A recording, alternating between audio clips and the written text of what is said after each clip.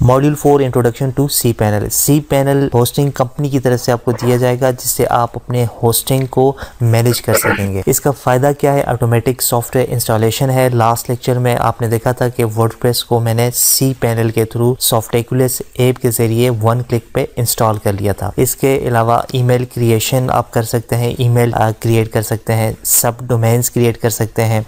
तो ये सारे इसके बेनिफिट्स हैं। इसके मेन सेक्शन है वो फाइल्स का सेक्शन है जहां से आप अपने फाइल को मैनेज कर सकते हैं, डायरेक्टली कंटेंट अपलोड भी कर सकते हैं। फाइल सेक्शन में आपकी वेबसाइट पड़ी होती है जहां पे आप डायरेक्टली उसको एक्सेस भी कर सकते हैं। डेटाबेसेस में डेटाबेस मैनेज कर सकते हैं। सॉफ्टकुलस ऐप इंस्टॉलर जो है वो वर्डप्रेस इंस्टॉलेशन के लिए यूज कर सकते हैं। डोमेन सेक्शन में आप मैनेज कर सकते हैं अपने डोमेन्स को। अगर आपकी सिंगल होस्टिंग है और आप मल्टीपल डोमेन के प्लान पे हैं तो आप डोमेन सेक्शन में न्यू डोमेन एड ऑन कर सकते हैं। मींस एक ही प्लान में, एक ही होस्टिंग प्लान में आप मल्टीपल डोमेन्स को होस्ट कर सकते हैं। तो ये डोमेन्स के सेक्शन में आप इसे मैनेज कर सकेंगे। ईमेल के सेक्शन में आप ईमेल क्रिएट कर सकते हैं।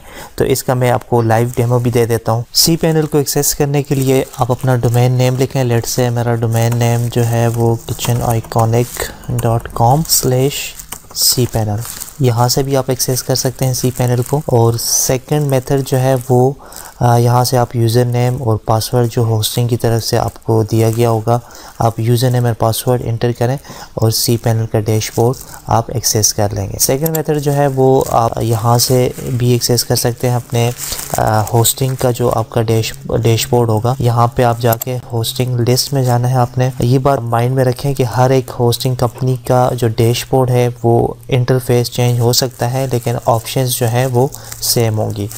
होस्टिंग लिस्ट में जाके आपने, ये आपकी होस्टिंग है kitcheniconic.com के नाम से, यहाँ पे आप गो टू सी पैनल पे जाएंगे तो यहाँ से भी आप एक्सेस कर पाएंगे। तो दो मेथड्स हैं, एक डायरेक्टली आप लिंक के थ्रू भी एक्सेस कर सकते हैं और सेकंडली आप होस्टिंग के डैशबोर्ड से भी आप इसे एक्सेस कर सकते हैं। तो जनरल ओवरव्यू में दे देता हूँ। राइट साइड पे आप देखें तो यहाँ पे आईपी एड्रेस है आपके सर्वर का, वो गिवन है। इसके अलावा जो इम्पोर्टेंट है वो है एड ऑन डोमेन्स। उसकी इंफॉर्मेशन दी गई है कि आप इस प्लान पे 2 डोमेन ऐड कर सकते हैं जो कि ऑलरेडी हम यूटिलाइज कर चुके हैं। उसके बाद डिस्क यूजेज आपको बताएगा कि 34% आपने यूज कर लिया है। सब डोमेन्स जो है वो आपने 30 आप यूज कर सकते हैं और 7 जो है आपने अभी तक यूज किए हैं। तो इस तरह ईमेल क्रिएशन जो है वो 30 आपको अलाउ है इस होस्टिंग प्लान पे और 3 ईमेल जो है वो आपने क्रिएट की हैं। तो बैंडविड्थ जो है वो आपने 480 MB की यूटिलाइज की है और अनलिमिटेड बैंडविड्थ आपको अलाउ है।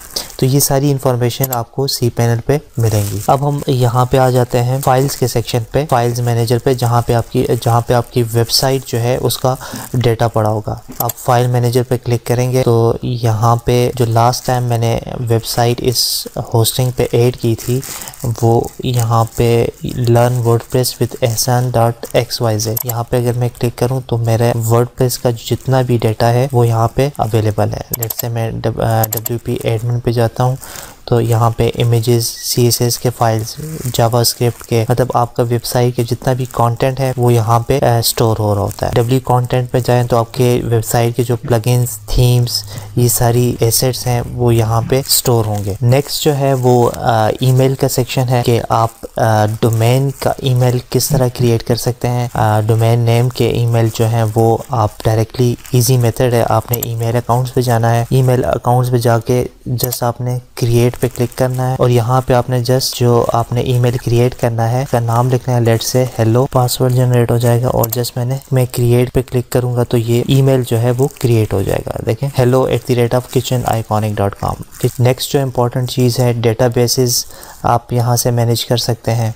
डोमेन्स नेम जो इम्पोर्टेंट है, जिस तरह लास्ट लेक्चर में मैंने एक नया डोमेन इस होस्टिंग प्लान के साथ ऐड किया था तो मैंने ये ऑप्शन यूज़ किया था। एड ऑन डोमेन पे जाके मैंने डोमेन जो अपना ऐड किया था लर्न वर्डप्रेस विद ehsan.xyz, इस ऑप्शन को यूज़ करके ऐड कर सकते हैं डोमेन्स। इसके बाद जो इम्पोर्टेंट है वो सॉफ्टवेयर्स हैं। यहाँ से आप वर्डप्रेस मैनेजर बाय सॉफ्टकुलस, ये आप यूज़ कर सकते हैं वर्डप्रेस इंस्टॉलेशन के लिए। यहाँ से आप इजीली वर्डप्रेस इंस्टॉल कर सकते हैं जस्ट वन क्लिक पे आप जस्ट इंस्टॉल पे क्लिक करेंगे और आपका वर्डप्रेस जो है वो इंस्टॉल हो जाएगा। तो ये जनरल ओवरव्यू था cPanel का। ये बात आपके माइंड में होनी चाहिए कि मैंने 2 जगह वर्डप्रेस की इंस्टॉलेशन की है, एक लोकल सर्वर पे जो कि ज़ेम के थ्रू मैंने लोकल सर्वर पे वर्डप्रेस इंस्टॉल किया है, सिर्फ उन लोगों के लिए जो कि बिगिनर लेवल पे सीखना चाह रहे हैं विदाउट एनी इन्वेस्टमेंट, उनको बताने के लिए मैंने वर्डप्रेस जो है वो लोकल सर्वर पे इंस्टॉल किया है। उसे